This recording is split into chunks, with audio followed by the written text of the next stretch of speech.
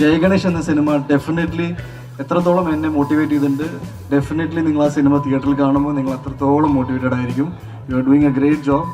ഉണ്ണി പറഞ്ഞ പോലെ തന്നെ ഇന്നത്തെ മെയിൻ ഗസ്റ്റ് ഞങ്ങളല്ല, അവരാണ്. അപ്പോൾ ഞാൻ ഒരുപാട് നേരം സംസാരിച്ച് സമയം വേസ്റ്റ് ചെയ്യുന്നില്ല.